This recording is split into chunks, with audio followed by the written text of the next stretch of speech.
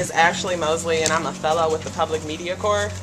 And my question actually is kind of centered towards the DC government. I was wondering what kind of outreach strategy you guys are doing in terms of creating the value for broadband.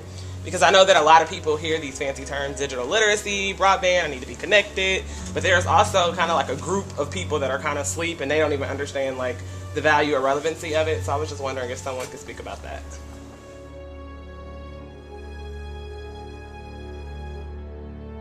It's great that you guys are really doing, in essence, what we're doing at Octo, which is also the Chief Technology Officer, which is trying to get people on the internet that aren't on the internet here in DC.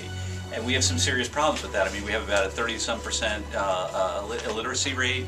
We've got a lot of people that just can't afford to buy a computer or get internet access. And so with that, I mean, it's a real challenge for us to make something happen. And so.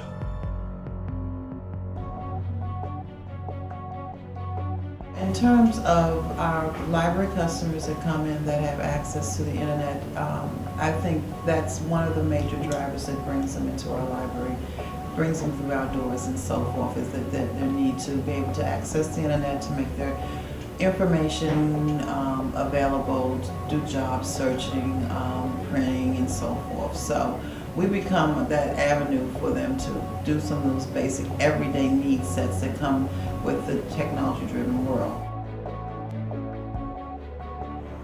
It's kind of frustrating. Like, I wish I had like a wireless, hotspot like right next to my house. Like, what if I needed to do something else on the internet?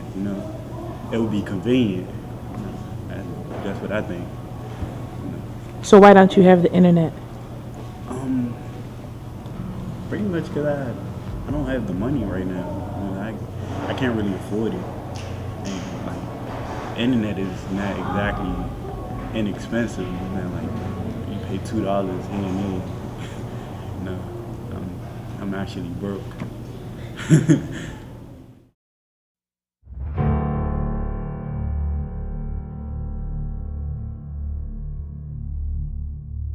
People need to kind of think outside the box that the internet or broadband service is a luxury. It's a necessity. You can no longer beat feet to find a job. There's no going door to door.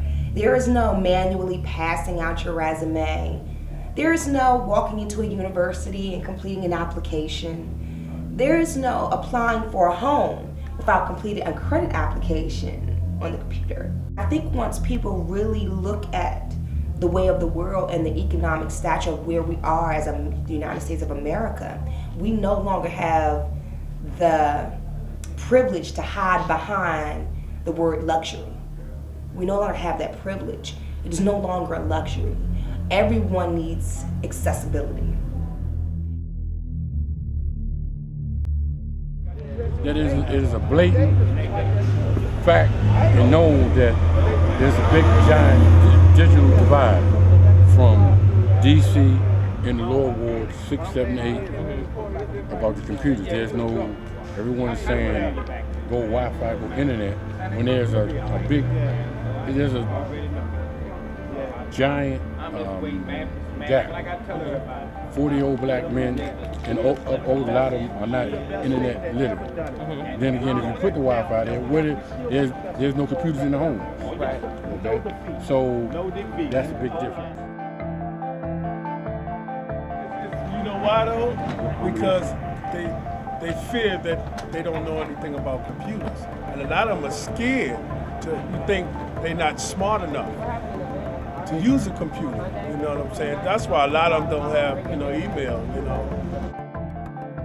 At first, I didn't even know how to even, they might tell you go on so-and-so.com, woo-woo. I say, .com? What is a .com? See, I didn't know. Right. I used to put it in and leave the dot out of there and say, well, man, like this ain't, she done gave me the wrong thing. Yeah, but see, like I done learned this now. Now, by going to different job interviews, you have to have some knowledge of the computer because 10, 15, 20 years from now, most everything now is computers.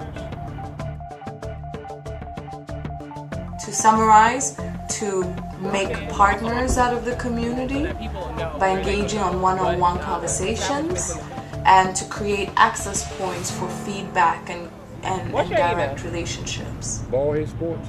The hotmail.com. Bald-headed sports. Ballhead. Bald-head sports.